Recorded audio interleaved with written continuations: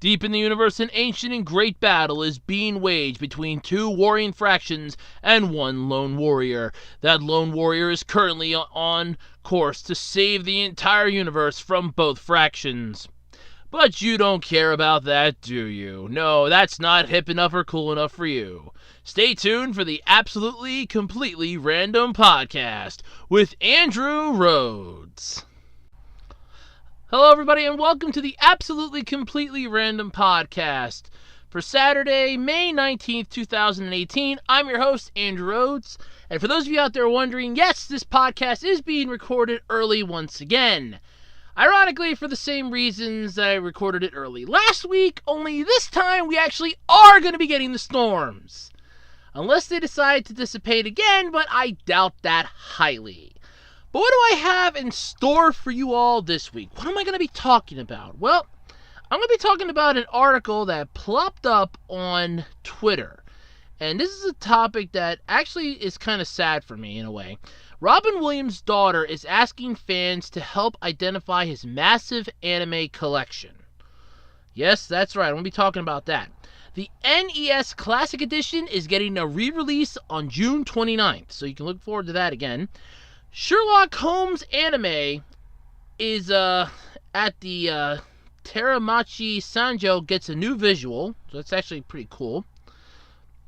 Shaman King spinoff manga, yeah, this is going to be fun. It's been announced. The EVO Japan 2018 event is $1 million in the red. Ouch!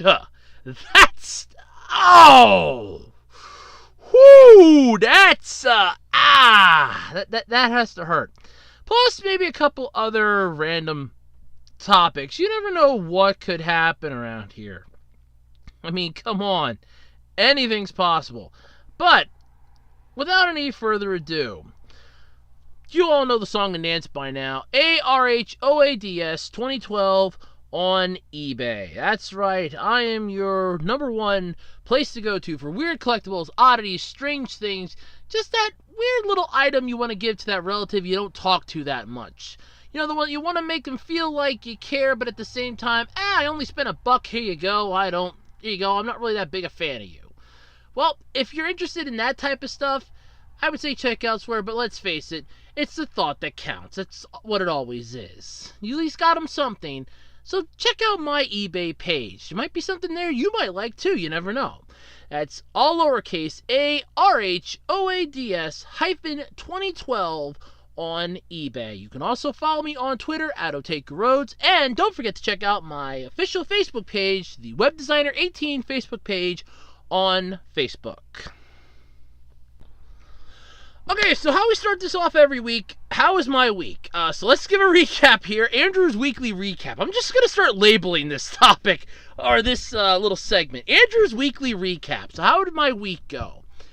Well, actually quite better than last week, I want to say. For starters, it didn't suck as bad. Let's just go with that route. Had to get the car looked at again. The squeaky noise that we got fixed, thought was fixed, wasn't fixed. Turned out it really wasn't fixed. Happily, it was just a loose belt. So, actually, that was way better than what we thought it was going to be. So, I'm not as mad as I was before. So, that's actually a good thing. However, I did have sort of a, oh boy, I'm old moment this week. So, let me explain what this is. For those younger ones out there that don't know what I'm talking about, you'll realize it someday, trust me. I just had to realize it Wednesday morning as I'm going to work.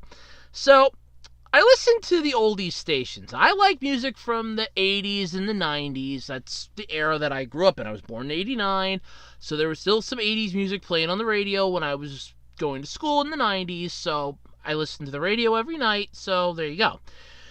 But this is what I find interesting. So, I'm going to work on Wednesday, and as I'm driving, the radio station is playing this really neat music. And it didn't dawn on me at the time what it was. And I completely forgot because I have a habit of, if certain songs come on that I don't like, I will change the station quickly. And I thought I changed it, and I didn't know if I changed it back or not. And all of a sudden, I'm hearing this thinking, man, this is some hip music that the new generation's got. Like, damn, this is really good. Then all of a sudden, they announced what the name of the song was. And needless to say, I'm never going to live this down, especially from my coworkers when I told them the story. I'm never living this down, so I figured, why not just embarrass myself out here, like I always do. I was rocking out to Aaron Carter's Bounce. Yep. As my supervisor put it, my new supervisor goes, what are you, a 12-year-old girl in 1998? I honestly did not realize that that's what it was. It's completely skipped my mind as to what it was. And all of a sudden, it's like, oh my God, I was rocking out to Bounce. And I was like, oh God, I'm old. I mean, I just felt old at that point. Like, I am definitely up there in ages, and I'm thinking this was really good. And I'm like, whoa, it did not feel good. I mean, this was almost as bad as when my mom was pulling that vehicle that I'm trying to push with everything I have, and she's pulling it like it's nothing. This just pales in comparison to that. I was rocking out to Bounce by Aaron Carter. So that wasn't really a good thing. That was pretty bad. But otherwise, this week was pretty good. I did record 2 rant videos that I put up. I am working on a 3rd one, believe it or not, and I actually have a 4th one ready too. So there are that. I have an Andrew Reviews requested video that I did record last night, so I have that ready to go. I just have to edit that and plop that up. For those of you wondering, it does not have any images because it's basically just an audio review. And I do that for 2 reasons. 1, so that I don't have to worry about copyright infringement. I don't need that crap from YouTube. And 2, so I don't have to worry about getting strikes or anything else and having to go that route. I figured this way, I fly under YouTube's radar. I abide by the rules. Nothing bad happens. So that's the way I roll. Occasionally I'll throw pictures in something if I'm describing it, or if it feels germane to the situation, I will throw pictures in. Otherwise, I just talk. If you can't get it from my explanation, it doesn't make it sound interesting, that's fine. I just don't want to take the chance of putting images or video in to my review and then have it be striked and blocked. Also, the program that I use to edit these, I don't really know how to add actual video into the... Yeah, I don't know how to put video into it. Though I can figure it out really quickly. It should be easy. I just don't want to try it. Mostly for the fact that I am afraid I'm going to screw it up badly. So there's that. But otherwise, it's not that bad per se. I might do it somewhere down the line. But as of right now, I don't touch it. Now, I have my reasons for it. But there's that. But like I said, otherwise this week's been pretty good. A somewhat easy workday on Wednesday. However, like I said, today is technically Friday, but I am recording this for Saturday. Today wasn't that good of a work day. It was really hot at work. We had to work around some other people that were in there doing something else. So it kind of was one of those, I really didn't want to be at work days.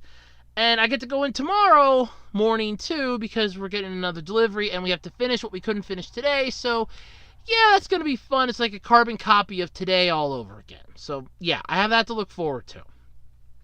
But otherwise, yeah, it was an interesting week. A lot less annoying than last week, but at the same time, not as great. I'm still a little pissed yet this week that I missed out on getting Ancient Greymon by literally one data fragment. I needed one more Ancient Greymon fragment from Digimon Link's event, Flames and Fog, I think it was like the Immense. Yeah, it was like the Immense or the Experience or something. I or no, extreme or something, I don't know, intense, something or other. I needed that one. I only needed one more data fragment. I had 13 of the pieces that you can use to trade in to get the one data fragment, and I was 2 off of getting it because you need 15, and I only have 13. And the event ended, and I'm still pissed about that. Because I swore I had enough time. I'm like, no, I have enough time. Yes, I can do this. This is going to be good. I'm going to get it. And I missed it by 2. And I'm still pissed about it. So I have 13 that are basically going to go to waste, hoping that they redo this one down the road.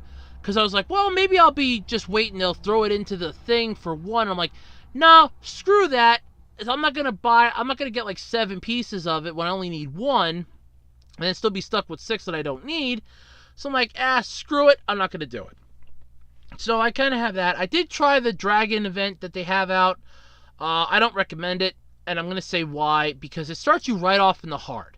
There's no easy or medium. No, it starts you right off on hard, and then it takes you right into intense or extreme. There is no intermediate on this. There's no getting your feet wet levels, nothing. And that's what pisses me off. So I'm like, nope, screw that. Not to mention the fact you really got to go to town and get high amounts of fragments to even get what you need to on here. So, I mean, to get the data fragments for this one, you need like 35 of the pieces to get 1 fragment. So I'm like, nah, screw that. I'm not even going to try. I'm actually soon ready to just ditch links, and I really hate to say that because I'm finally starting to get some of the good mega levels that I liked. I've already beat the main story mode of it because there's no more missions that I can do, no more regular quests. I can just join in on other people and help them. But where's the fun in that? And I keep missing the Coliseum because I'm never online when it opens. So that kind of sucks. But otherwise, yeah, if it doesn't pick up soon, I'm ready to just ditch it to the wall. That's where I'm kind of at with it. But anyway, my other games are going pretty good. So there's that. But let's get into the podcast. I've talked for long enough. Let's get in, let's get started, and let's get on with it, shall we? Please, let's get on with it. Alright, so let's start off with the topic that kind of made me a little sad. So, Robin Williams' daughter, Zelda Williams, is asking his fans, and fans basically, to help identify his massive anime collection. Now, for those of you who don't know who Robin Williams is, first off, you need to pull your head out of the sand or come out from under the rock you live under. Because Robin Williams was a really great comedian. He made the world laugh all over. And unfortunately, he passed away of suicide. It was very tragic, very sad. I miss him to this day because there will never be another Robin Williams out there. No matter how many people try, there will never be another one. Someone that can be that spontaneous, that quirky, you will never see another Robin Williams like that again. But it's been nearly 4 years since he died. The beloved actor and comedian stands as one of Hollywood's greatest talents, and that is true. He's left a legacy that will last the ages. They will be talking about him 18 centuries from now, when the Vulcans finally help colonize Earth to the stars, and we are in the darkest regions of Universe 87. They will tell the tale of Robin Williams, the man who made the world laugh. And I mean, they will be playing this on they will be playing his movies on other planets, just so long as it's not What Dreams May Come. They will be playing his stuff on other planets, and they will go, he is such, he was a wonderful person. But he was, not only was he like an anime fan, which I actually did not know. I did not know he was a massive anime fan. He is an anime fan. I know he was a gamer because, well, look at what he named his daughter. He named his daughter Zelda. Anybody want to take a shot at what game that's from? I don't think it's Mario. So if you're ready to do some digging, the late actor's family needs your help. Zelda Williams has taken to Twitter to sort out her father's collection of anime figures, and she needs help identifying who is who. So this is one for all the anime fans that listen to my podcasts, however few of you there are. Because let's face it, I'm not the world's greatest when it comes to podcasting. I'm willing to accept that. I mean, come on. There's a lot of things I suck at. YouTube and eBay are definitely on that list. It's safe to say. If you head to social media, you will see a slew of posts from Zelda on her account, which I follow now, by the way. I knew she had one, and I couldn't remember what her name was. And yes, I can hear you typing, you've got to be kidding me. No, I'm not kidding. I knew he had a daughter. I just honestly forgot what he named her because I thought she changed her name or she went by a nickname on her Twitter page, so I honestly did not know. But anyway, the actress has shared photos from Robin's extensive collection of anime figures and asked fans to help her identify the ones she cannot put a name to. And one of the tweets she has on here, and let me read it off here, she goes, "My dad was a figurine hoarder, full stop. There are multiple storage lockers full that we've got to go through. Mostly blind as they're unboxed / hand-painted and unlabeled. Pretty sure this is Kunut though, so I guess that's one identified. Might ask y'all for help in the future." And I do apologize if I mispronounce the name. She's assuming it's from oh god, what was it? Appleseed, that's what it was. Yeah, she goes that Appleseed is so far the only series seen in Robin's collection. Zelda shared photos of figurines hailing from titles like VOTOMS, the Super Dimension Century Ogress, and Aura Battler Dubine. Many of his exclusive figures are of mecha from those sci-fi series, and they are still more to sort through.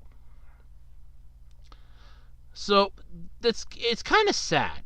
And what always upsets me whenever somebody dies, whether it be an actor, a celebrity, a random person, you always learn more about them when they pass away than you do when they were around.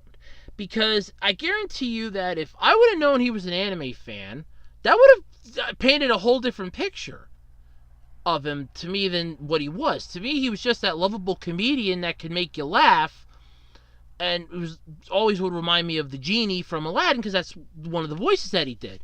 It would have been cool if he could have did a voiceover for one of the anime series that he loved, or even like a really cool one. That probably would have been a dream come true for him. So she put up another tweet then, going, "You asked for more pictures. Here you go. Identify away. I think I know 2 of these, but the other 3 are a mystery." And they were of like a bunch of robots. I'll try to have the pictures up. If not, I'll link to the tweet. I'll try to do that in the description. So check that out. But otherwise, it's not a bad thing. I can safely say that. It was pretty cool. She then put down, "Anybody who wants to help my mom and I identify Dad's figurines, come hang. We could use the help, and there are thousands. Or just come nerd out and hang. All are welcome." Zelda tweeted, ending her extensive Twitter thread. So, of course, fans knew about Robin and his love of anime for a while. I didn't know. He gravitated towards series like Neon Genesis Evangelion as well as Ghost in the Shell.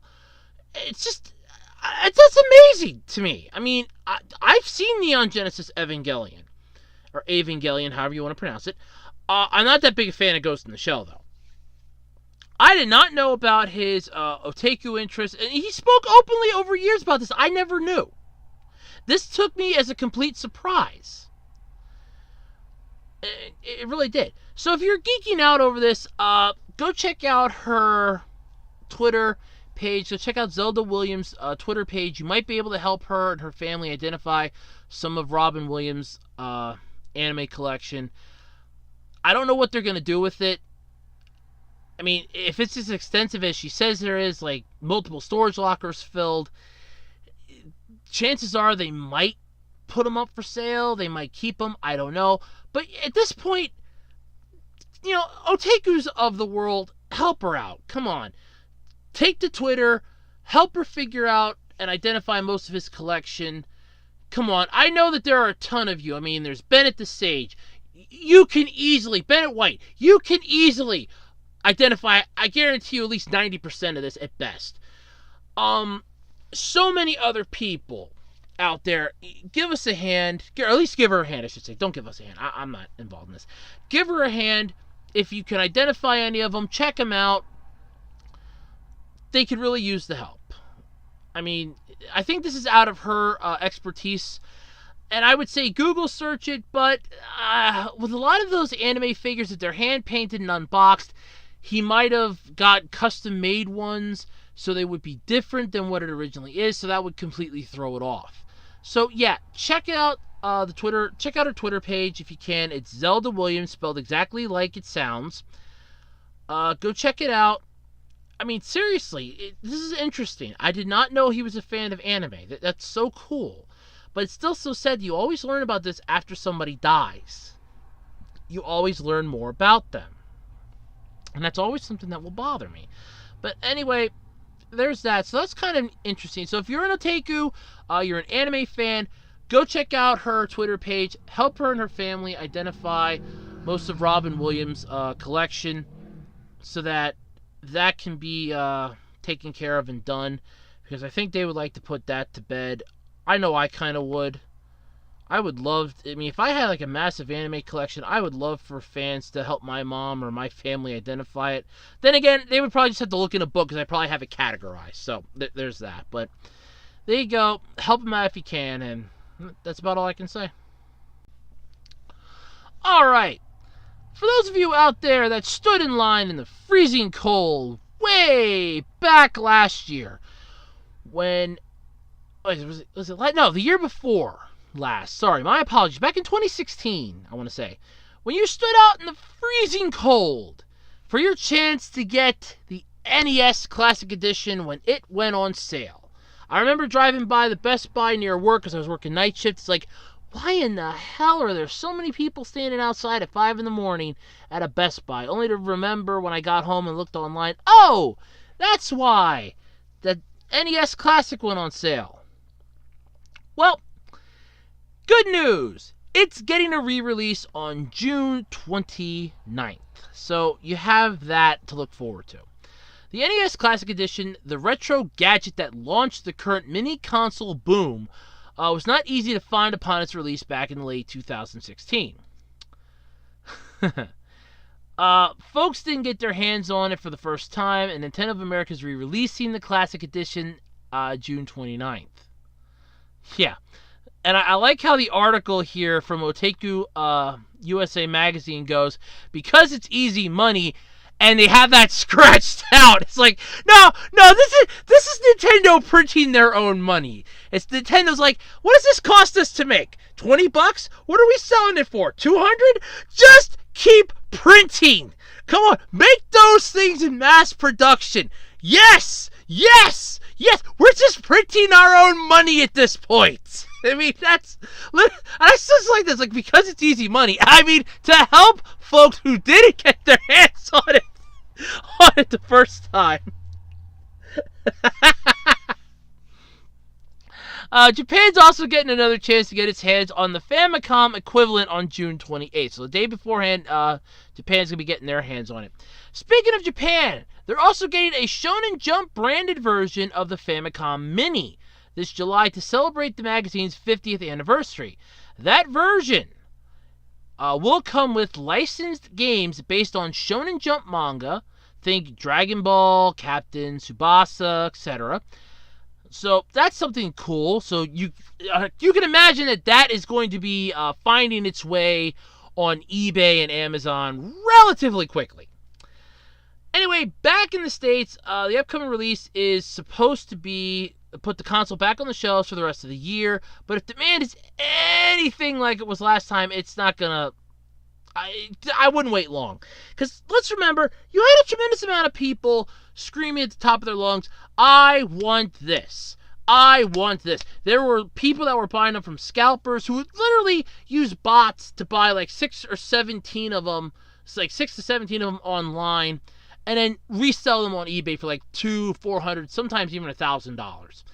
And that was just low for starters. But in all honesty, this is going to be a good thing. So you're going to get your chance to get your hands on it for those that weren't able to get their hands on it. Nintendo's going to be printing their own money again. I mean, helping all of you out there. Helping all of you out there with their wonderful gaming console. Not just ignore the printing press behind me as it's printing out yen and dollars. As you see all the NES Classics coming off, just ignore that. If you can imagine that behind me, just ignore that. All the processes and all the, the processing line and all that. The production line, just ignore that. That's nothing. They're not printing their own money. No, they're helping you. Screw it, they're printing their own money from this. I gotta guess. That was okay. Otaku USA. That was perfect because it's easy money. I mean to help you folks. that was one of the best. I like that. I like that. That was good. Kudos. Oh, kudos. I don't know what the thing is going to be here. Okay. They're charging $59.99 MSRP. At least that's what it says in the little picture that I have here. So, like I said, if you get a chance, check it out. If you want to get your hands on one, go for it. Help Nintendo print some more money. We all know they could use it. I mean, come on. Be a pal. Help Nintendo make some cash. Mostly because they really need the money, I think, at this point. They're just printing their own money. Woo! That was good. Oh god, that was beautiful. That was beautiful. I loved it. I really did. I loved it. That was great. Okay, a bit of a sad note here to pass along to you that came from my Robert's Anime Corner Store newsletter that I get every Friday. And it's sort of it's a sad thing for me and for any anime fan out there. It's an out-of-print notice. And what that basically means is these titles will no longer be available unless you want to buy them on like secondary market sites like eBay and Amazon. And once the out-of-print officially hits and everybody knows about it, the prices on these things skyrocket. So if you've been holding on to a couple of these thinking, hey, I'm going to get rid of them, now's your chance. And this actually works out well for me, both a sad and a good thing, and I'm going to explain why for a moment here. So this is sort of like your extra topic of the week here, by the way. So the out-of-print notice is coming from good old Funimation. Yes, our wonderful family of wonderful... Okay, they make Dragon Ball series. They did the Dragon Ball series dub here in the U.S. now. I'm sorry. They have some better shows. They have other shows. They're mostly known for Dragon Ball. Let's just get it out in the open, folks. I can't think of another title that comes to the top of my head. And I know it bothers me. But yeah.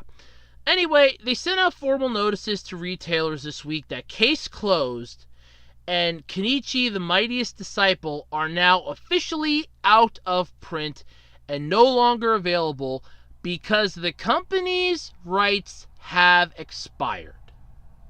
Bum bum ba-dum. Like, insert the Price is Right, you lose theme here. This includes the Case Closed television series and the movies and both seasons of Kenichi. So this is actually sad. First off, because this means I will never get a continuation of Case Closed. That includes I'll never get to see any of the newer movies that are coming out, which really bugs me. Never get to see the continuation unless another company buys it up, which you would be idiotic not to. Media Blasters, just stay the hell away from this one. I mean that. To Media Blasters, if you're listening, stay the hell away from this one. You screwed up Bakuman. That was all the more I needed to hear. When you got the rights to make the DVDs of that, you made a mess of that. Only one volume ever got released.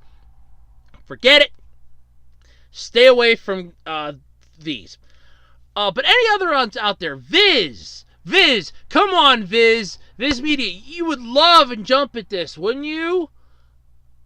Right? What are some of the other ones? Oh, God, I don't know. There's a few other ones that are skipping my mind here. But anyway, with them no longer being made, they're out of print, no longer available due to the rights expiring. That makes any of the DVDs that you currently have, both DVD and Blu-ray, even some old VHS tapes, if there are any of these. I mean, Case Closed there might be, but Kenichi I don't think so. Kenichi would have came out after the VHS era, but Case Closed there might be. That makes them extremely rare. And by rare, first off, that means that they're no longer being made. So what you have now is like the Holy Grail.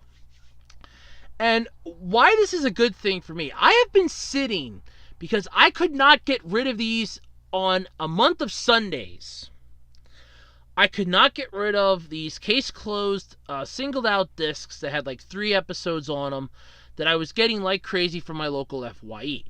I bought them up because at the time I couldn't get my hands on the full series, and these were in the dollar bin. It's like, hey, they were originally like $4 or $5. They're in the dollar bin. Because they're used, they're in the buck bin. They can't move them fast enough. They want to clear some space. I bought all of, like my whole little collection of them, I bought out of the dollar bin. And I have been sitting on them forever. I have tried putting some of them up online. They have not gone. Now I might have a chance. While, yes, the full seasons would command much more of a price, these little ones might finally disappear and I can get some space back in the box that I have them in. So that's what I'm kind of going with. Okay, this is good for me that way, but it's still sad. Because I really wanted to see a continuation of Case Closed. I'm kind of pissed that we never got one. And for those of you that don't know, Case Closed, the Japanese name is Detective Conan. It still is going on in Japan. That's what pisses me off. Funimation ended the English dub not even halfway through Season 5. The final episode in the English dub was The Disappearing Weather Girl.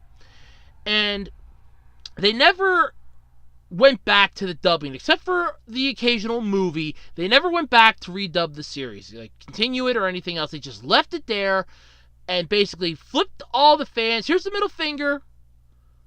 Sit and spin. And that's what they did. I don't know why. They claim the ratings sucked. I don't see how when I couldn't even get my hands on Volume 4.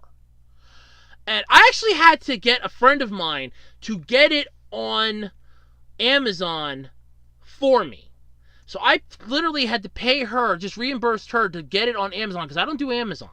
She does Amazon more than I do, and I do eBay more than she does. So we kind of, okay, she's looking for this on eBay. That's cool. Hey, I'm looking for this on Amazon. All right. So we kind of do that sort of deal. But when it comes to this, I'm mostly pissed because we never got a chance to see it continue. And then they came out with some of the movies. The ones that I own right now, I own the first, the second, and I think it's the 6th. I'm running it through my head here. Yes, it should be the 6th movie. The Phantom of Baker Street's the last one I bought. And there have been more movies that have come out. But it upset me because, like, the 4th or 5th movie, they introduced Vi. And she was a character that was introduced in the 5th season, but we never got her introduction. All we get is the backstory at the start of the movie when Conan's explaining the story thus far that got him to his current predicament and outlines, okay, now you know the basic of the series, enjoy the film. And that's what we got. And it always bothers me. As far as Kenichi's concerned, that show ran its course. It's good. I recommend it. It's a damn decent anime series. But it still hurts me, though, that Case Closed has gotten screwed like this. But now that the rights have expired for Funimation, I'm really hoping that another anime company picks it up and goes, hey, we want it. This has potential here in the U.S. We want to get it. If they want, re-release the first 5 seasons and actually give us a full 5th season while you're at it. Don't half-ass us here. But otherwise, yeah, go for it. Because it's still going in Japan. This thing is still going. So it's like 800 some chapters, I think, in the manga at best. Don't quote me on that. But I know it's going on for, I know, it's like 82 volumes. I know that. It's over like 80 volumes. But it's like, Jesus, it's still going. And it just never ends. And it just ended here in the U.S. The anime just ends. The dub's like, we're done. it's so good, I kind of want to know what happens, because it just left us on a cliffhanger. I mean, does he ever get his body back? And for the longest time, I mean, when this ended, I don't think everybody had access to the internet yet. And if they did, it was very sporadic and very costly. So you try, like, watching these online for free, it's going to cost you. I mean, your internet connection alone is astronomical. The streaming probably wasn't that great, but yeah. But in all honesty, when it ended here, nobody would have known, hey, we can watch it online. It's going to be subbed, though, unless there are half a dozen. Because I had a classmate that would watch some anime online. Always made me feel, jealous, because I didn't have the internet for the longest time. I mean, we honestly just got that 2 years ago. No. Yeah, we only got that in 2016, 2017. No, yeah. Yeah, we only got that in 2017. So yeah, we've only had it for like a year. So that's kind of sucks. But there's that whole thing. But it's still sad that Funimation has ended Case Closed. They no longer have the rights to it, which it's fine that they don't have the rights for it, but it's sad that it's now stuck in perpetual limbo. Kenichi, like I said, it's good. It ran its course. It got from point A to point B, and it did so in a streamlined fashion. It didn't jettison off into different points and try to make a tree out of it. It stayed the course from point A to point B. It was good. I liked it. I think it ended perfectly, to be honest with you. Yes, there could have been a little more they could have done, but I kind of think the way it went, it was good. I mean, it's pretty much what you'd call a comedy-esque drama show, so it's not bad. I liked it. But Case Closed was one that always pisses me off. It always irritates me and irks my buttons, because it could have went so much further, and it never got the chance. Well, hopefully now it'll get the chance. So there's that. I hope. Maybe. Who knows? I don't. Maybe you do. Maybe somebody does. But I don't know. Okay, for those of you that have ever heard the name Sherlock Holmes, that it better ring a bell for half a dozen reasons. Besides the Robert Downey Jr. Jude Law films, there's a massive book series by Sir Arthur Conan Doyle, not to mention so many cartoon adaptations, a couple American novelizations of it. So much has been done for Sherlock Holmes. There's an old radio program my grandfather loves listening to on the TuneIn Radio app. It was sponsored by Clippercraft Clothing back in the day. So Sherlock Holmes is a name that is perpetual throughout time. In fact, it ties in with my last topic, because that's sort of based on how the character works, but it's sort of interesting. But there's a new anime series. It's getting a new visual. It's the Sherlock Holmes anime, Holmes at Teramachi. Teramachi Sanjo. It's getting a new visual. So if you drew a Venn diagram of Sherlock Holmes and anime fans, there'd be plenty of overlap. And for those of you that are wondering what a Venn diagram is, I'm pretty sure I have an idea of what it is, but just to be on the safe side, Google it. Sorry, I was just going to say, just Google it. But anyway, at least that's the feeling we get based on the excitement about the upcoming Holmes at Teramachi Sanjo, a series that transports the famous detective to Japan's ancient capital. Yes, now if you're unfamiliar with who Sherlock Holmes is, he was a detective, or consulting detective, I should say. He believed that a person's mind should only have the information that's vitally necessary for it to survive, to not fill your head with massive junk, but to only keep things that are essentially useful. Like how Watson explained to him about the universe. He goes, "It's very interesting, and now I will quickly forget about it." And he goes, "Well, the entire universe revolves around the sun. I don't care if it revolves around this room. It is of no consequence to me or my work." So yeah, he was that type of person. He was very intelligent, but at the same time, he was very strict. And also very nice and kind, too. I mean, he always took care of the Baker Street regulars. Whenever they had a job for them, they were treated very well. Not to mention the fact that he did befriend Dr. Watson and solved many cases. So, yeah, there's that. The series premieres this July, and to build up the excitement, the official site has just released a new teaser visual. Yes. You can check it out on the Uteiku USA magazine site. The visual depicts main characters Kiyotaka Yagashira. The series Holmes-like mystery-solving boy and Io Masahiro. Watson to Kato's Holmes, or to Kaito's Holmes, I should say. Plus additional characters Akihito, Kajiwara, Incho, and Riku. Okay, my apologies. Riku Takayama. In the background of the picture. I will try to get the picture up. If not, like I said, I'll have links this time to some of these articles in the description, so check them out if you can. But that's kind of neat.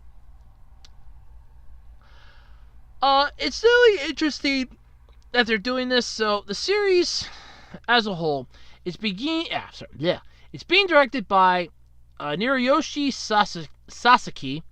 My wife is the student council president, Acclaim, and scripts are in the hands of Kenichi Yamashita. My apologies. Actually, I am, his fame's that, or their fame's of that, and Yosuke Ito from King's Game. They serve as a creator. They're gonna be serving as creator, character designer, and chief animation director. It'll be animated at Studio 7. The first trailer for the series was revealed in April. The original novels by, I'm not even going to try to pronounce it. I apologize. It's like Mai Mochizuki. Yeah, Mochizuki. I'm just going to go with that. Take place in Kyoto's Teramachi Sanjo shopping district and revolve around a pair of high school students who serve as each other's Holmes and Watson, solving mysteries around town. Ooh, this already has my attention. This already kind of has my attention, so yeah, this is cool. So you got a Holmes and Watson, they go around solving mysteries around town. This kind of reminds me of something even cooler. I'll have to try to remember what it is. This seems kind of interesting, so check it out when it premieres later this year. I'm assuming they didn't give a date. Okay, it premieres sometime in July. Check it out, might be interesting. It sounds pretty cool, and it's Sherlock Holmes related. I mean, who doesn't love Sherlock Holmes? Well, besides Professor James Moriarty and all the criminals, who doesn't love Sherlock Holmes? Seriously, he's cool. Shaman King. One of the few series that Shonen Jump actually had and that Fox Kids actually aired that really made it interesting. Now, when Fox aired this and I saw the dub of it, it was on the Fox box, which was their lackluster Saturday morning cartoon block that kind of fizzled out pretty fast. I mean, yeah, Kids WB kicking its ass in the long run. Cartoon Network and Nickelodeon just following up the trail. ABC was like somewhat on their ass yet, and Disney was still piping down the weird stuff like Even Stevens and stuff like that. So it wasn't too bad that Shaman King aired during that, but yeah, the Fox box is a blight on anime fans. I'm sorry, it kind of is. But the Superstar arc isn't the only new Shaman King manga making its debut in Japan. The author is also kicking off in the latest issue of Kodensa.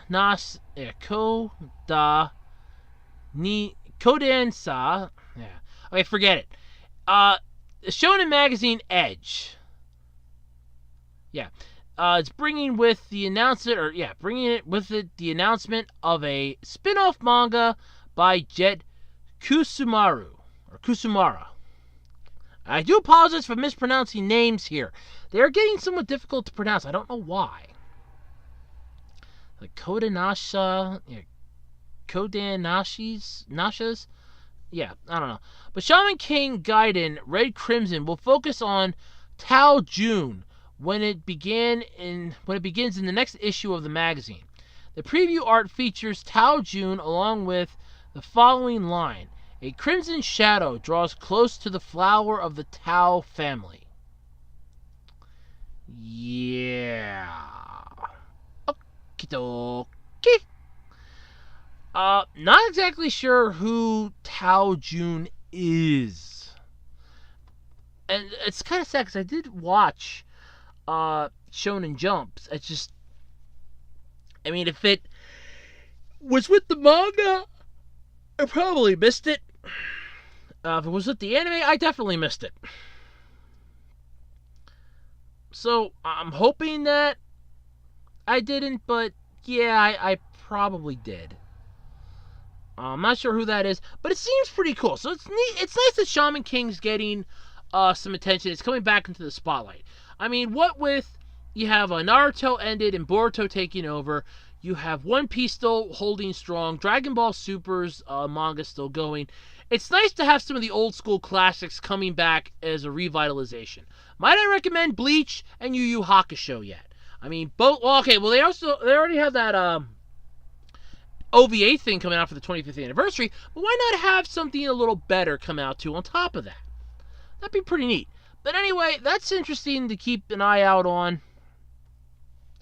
I'm looking forward to it. But I really am. Mostly because it's Shaman King. Shaman King ruled.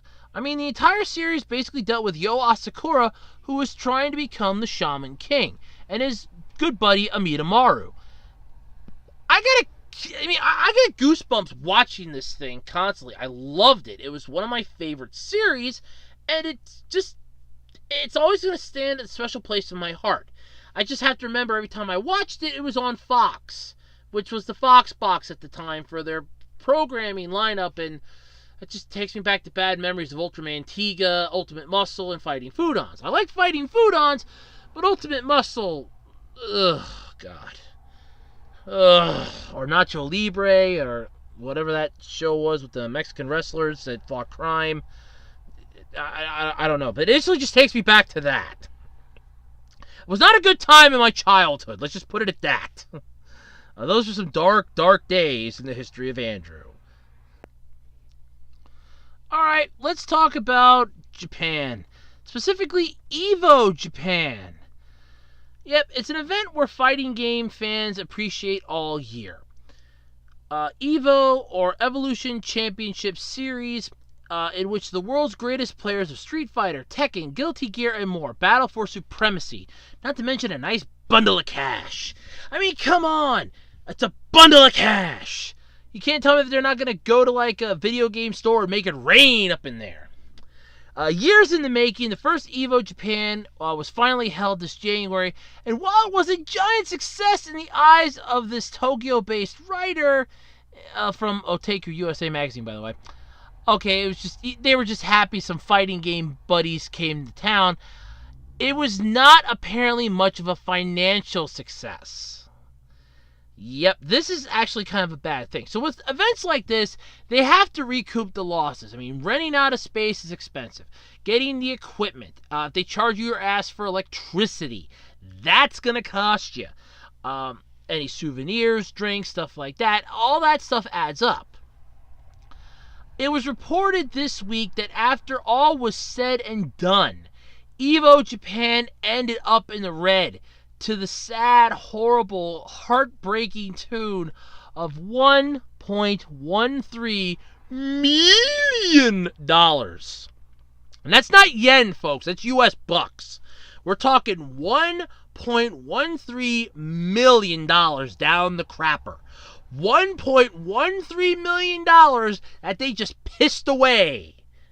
That is not a good thing. That's bad. This loss was attributed largely to the lack of sponsors, but other factors included the entry fee or lack thereof, and the cost of renting an expensive venue in the heart of Tokyo.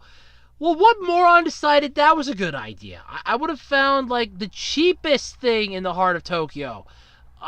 Tokyo's like New York City or Manhattan in New York. You don't just go there and rent a big-ass apartment. That's just going to cost you like $6 or $7 grand a day. You want to rent... You're renting a huge venue in the heart of Tokyo? Oh, my wallet's having a heart attack and it's not even near me. Oh, God. The entry fee was quite a change from the regular EVO tournaments held in Las Vegas, which cost between $55 to $75 to compete. According to EVO co-founder Joey Mr. Wizard Sealer, It's CUELLAR. Japanese law caps winnings at 20 times the entry fee.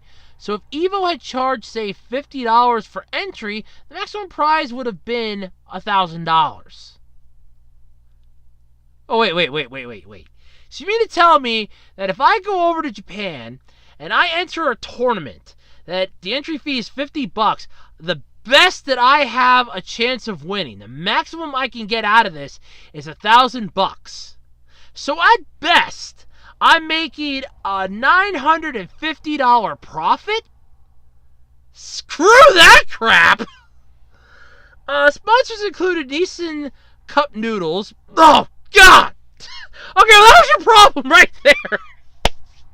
I'm sorry. I am a fan of Maruchan. I am a huge fan of Maruchan instant noodles. Top Ramen suck. Nissan is the worst noodle company. Why? Oh, God!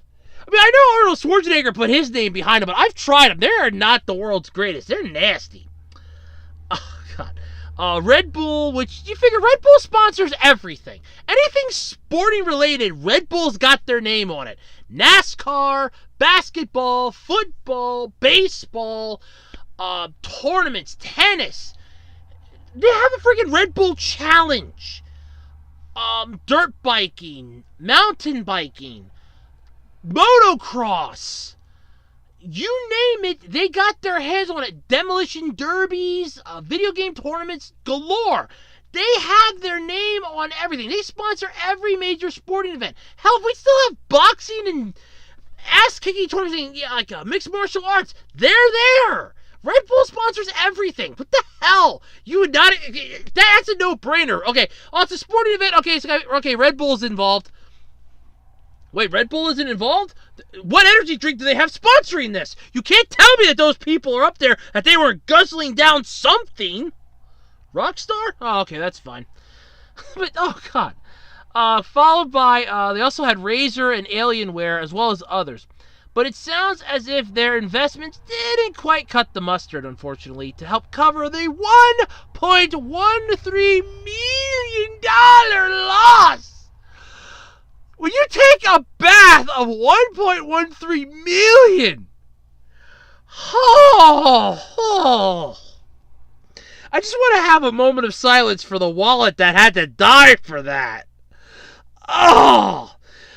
I guarantee you when they were adding everything up and it started going further and further down the crapper, that wallet was on life support. And then all of a sudden you just heard, eeeeee, and they tried resuscitating it with 250s. Come on, damn it. Come back to us. Eeeeee. It flatlined and it was done. Oh, God. But, I mean, the best you could have won if they would have charged $50 would have been $1,000. 20 times the entry fee. That's horrible. Ugh. So for the purely selfish reason of having their fightman buddies back in Tokyo soon, they hope EVO finds a way to make the next one work out. Might I recommend better sponsors? Besides Red Bull, try Rockstar. Get multiple energy drinks involved. Hell, the gamers are probably sucking those things down like they're soda and water. While you're at it, let's try getting some major gaming companies involved, like Nintendo, Sony, Microsoft, just to name a few. While we're at it, let's get some high-ass sponsors here, like some gaming gear. We had Alienware and Razer, but let's get, like, some of the more high-up graphic ones. Things like that. Really kick this thing in the high gear here. I mean, damn!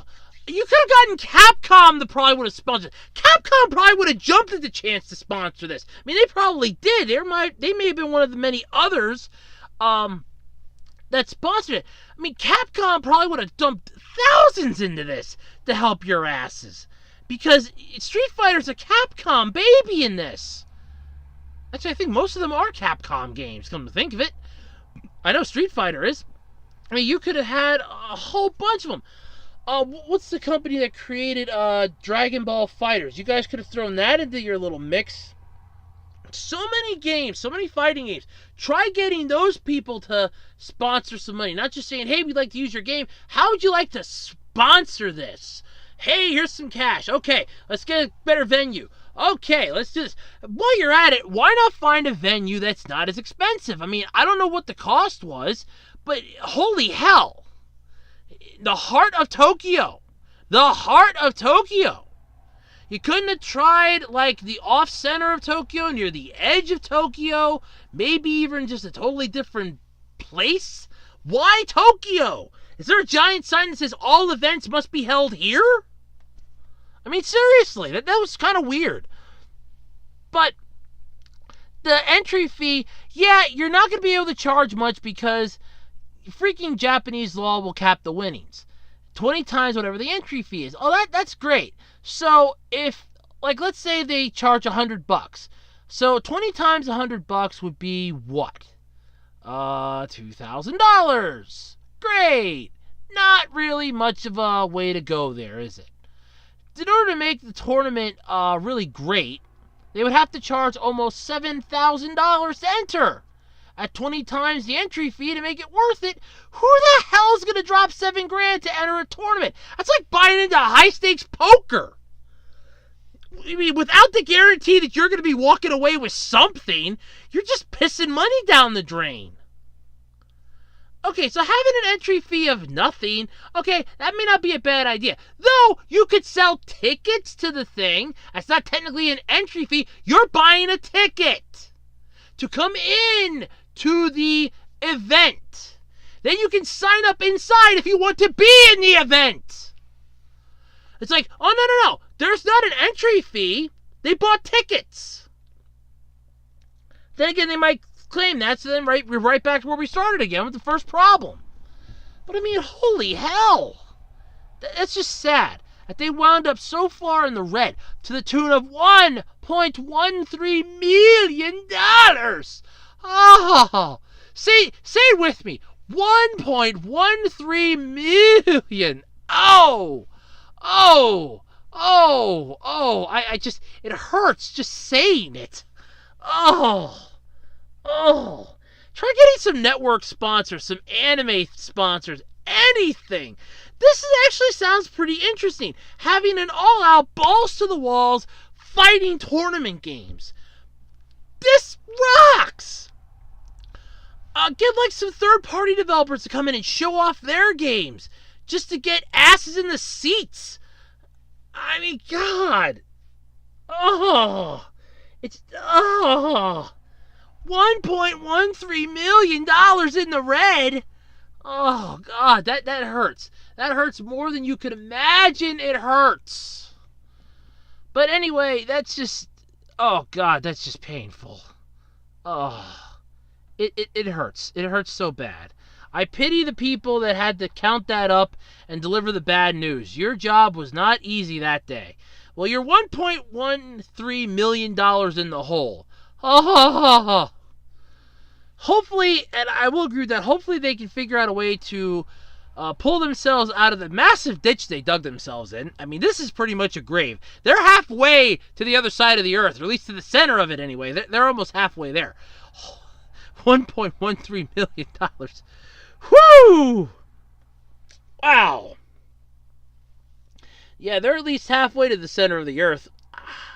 Wow. Oh, God, that's... Whew. Oh. That's painful, just... Yeah, that's painful. So, I hope they can figure out a way to make that better for the future, so that they don't lose that much again.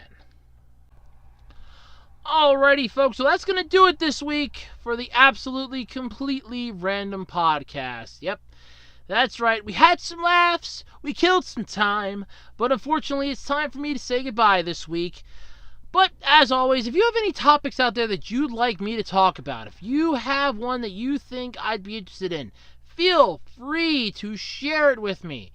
I mean, seriously, share it on my discussion page. Share it on my discussion page on my YouTube channel. Drop me a line on Twitter, @OtakerRoads on Twitter. shoot it to me on my Facebook page, the official Web Designer 18 Facebook page. Folks, shoot it to me there if you have to. But until next time, I'm Andrew Rhodes, and this has been the Absolutely Completely Random Podcast. And I'd like to thank all my viewers out there for viewing. I wouldn't be anything without viewers like you. Thank you. See, look, I can do it better than PBS. But anyway, thank you so much for tuning in, and I will see you all next time. Have a nice one, have a good weekend, and bye-bye.